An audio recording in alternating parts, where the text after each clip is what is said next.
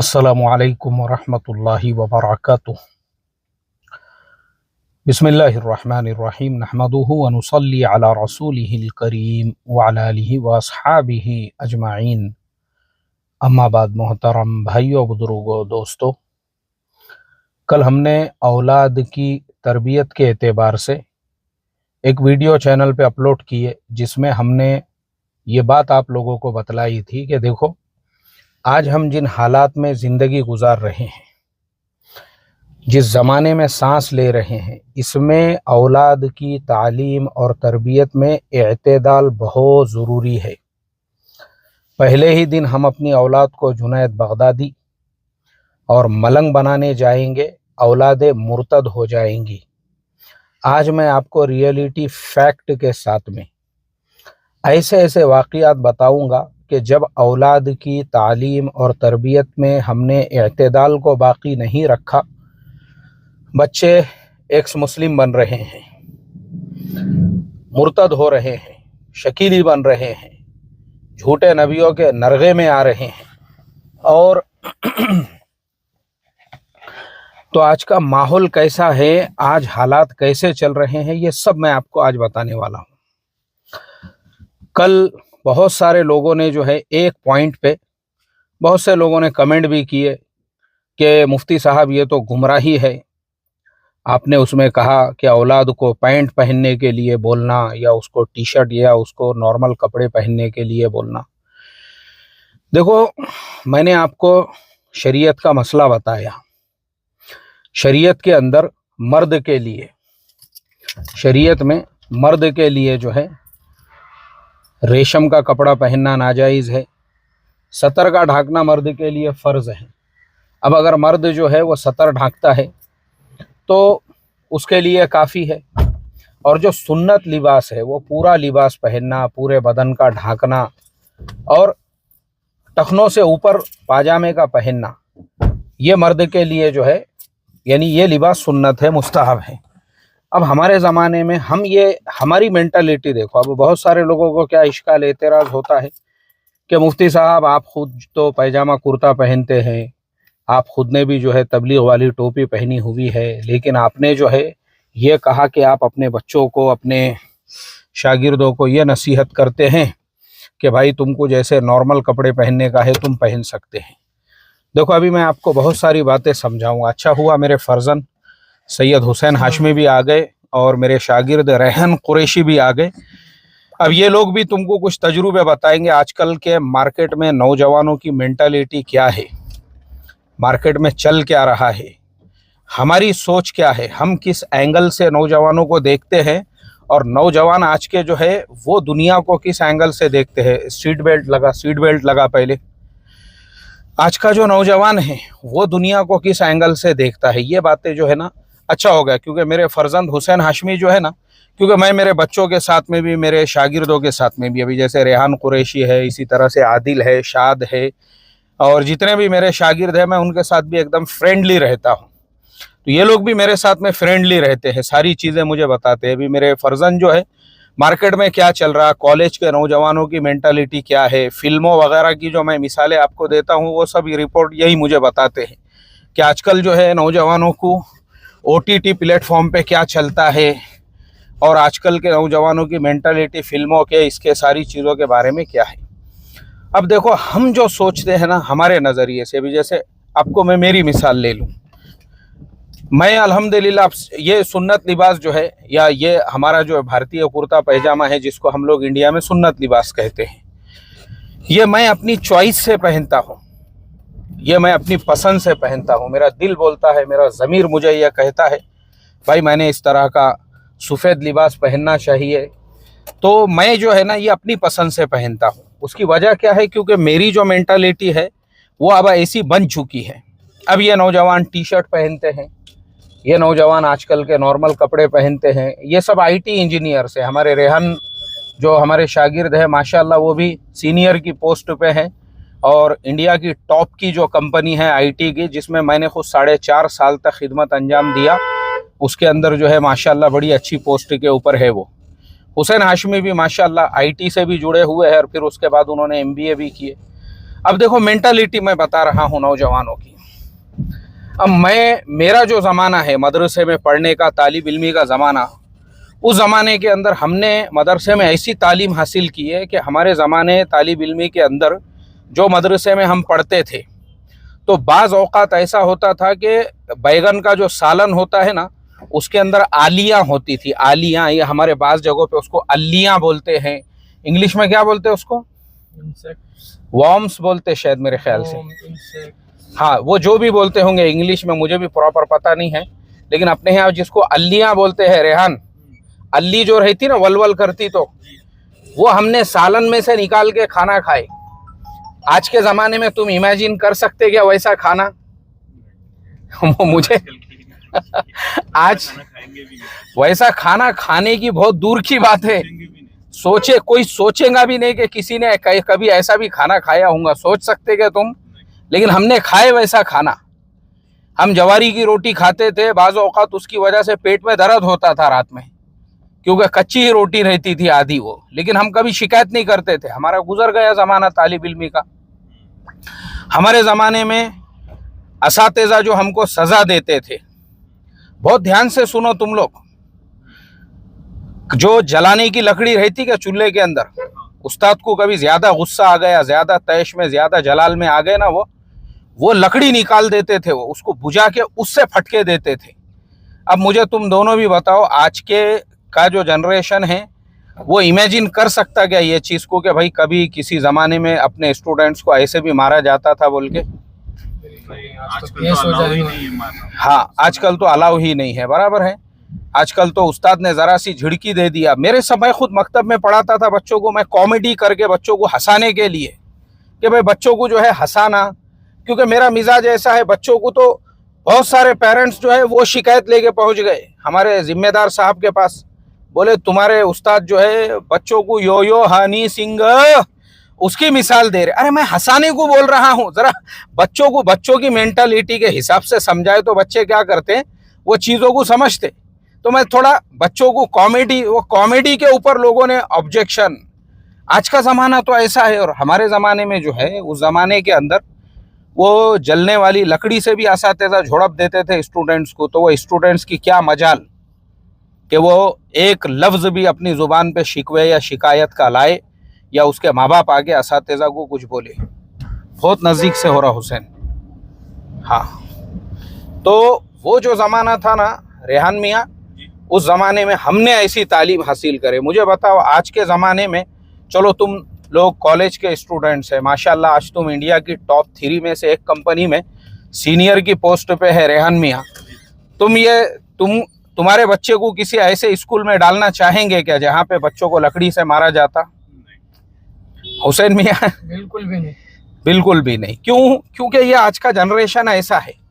तो तुम इनकी मेंटालिटी के हिसाब से अगर इनकी तालीम और तरबियत नहीं करोगे ना, ये बच्चे मुर्तद होंगे।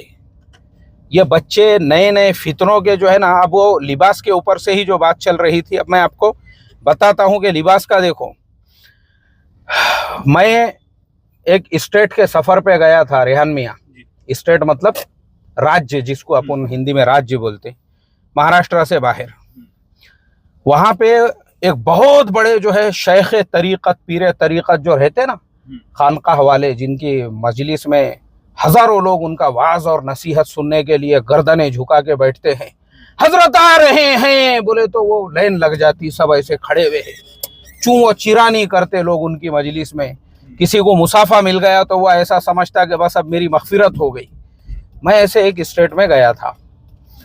मैं तुमको इतने अफसोस के साथ बताऊं कि ऐसे जो हजरत थे, वो जिनको कोई जुनैद वक्त कह रहा है और कोई शिबली वक्त कह रहा है, उनकी सग्गी बेटी ने, उन्होंने उनके बेटी का निकाह करके दिए थे एक बड़े जय्यद आलिम से, जिसको अरबी में तकरीर करना भी आती है, फसाहत व बलागत का वो शहसवार भी था, और बड़े बड़े उसने मिंबर और मेहराब उखाड़ के फेंक दिया था।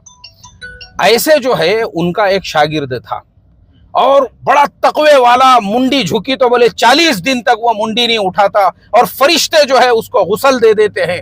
वाह वाह, क्या बड़े मकाम का उनका शागिर्द था।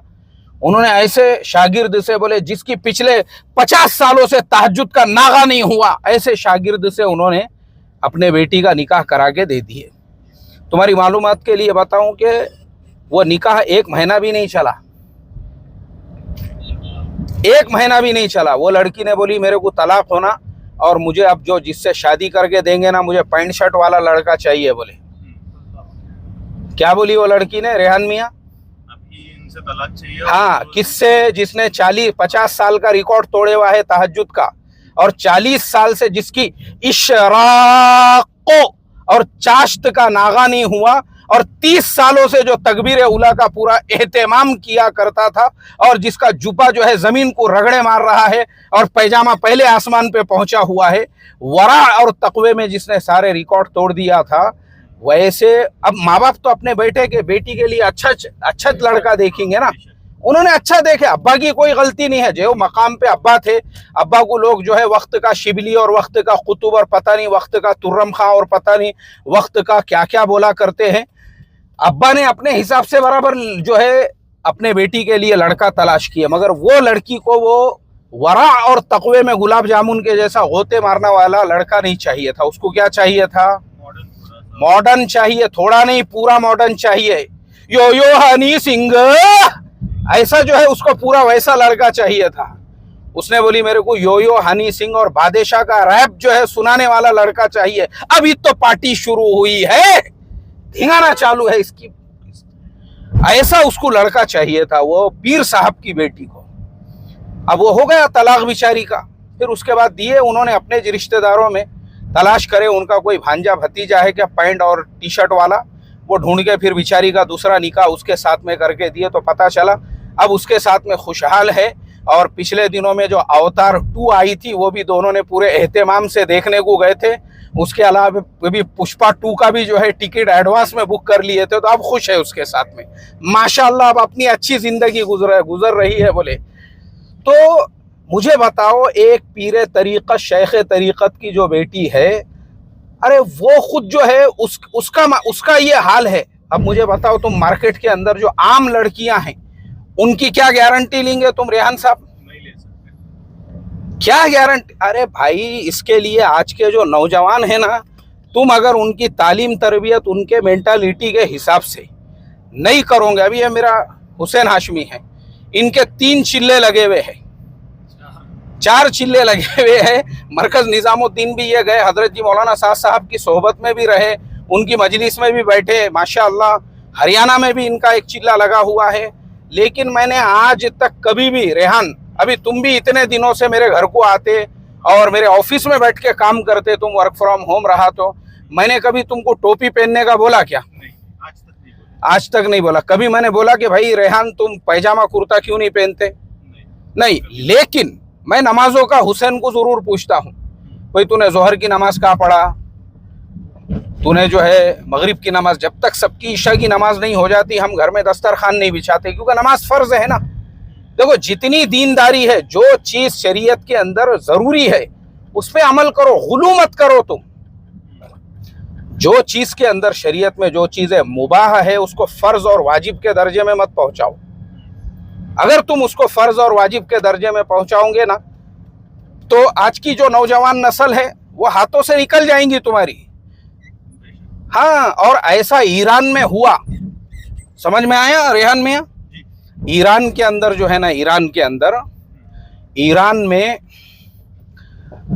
वहां की गवर्नमेंट ने वहां लड़कियों को मार रहे, वो कोल्डो से मार रहे रस्तों पे, दुपट्टा ओढ़ बोले। वहां की लड़कियों ने सबने दुपट्टे निकाल के फेंक दिए। उन्होंने बोले हम बगैर दुपट्टों के बरहाना घूमते, उखाड़ो हमारा क्या उखाड़ते, तो करो तुमको क्या करने का। तो और जो फतवे देने वाले थे उनको लीड़ा के मारे वहां के लड़कियों ने और वहां के औरतों ने।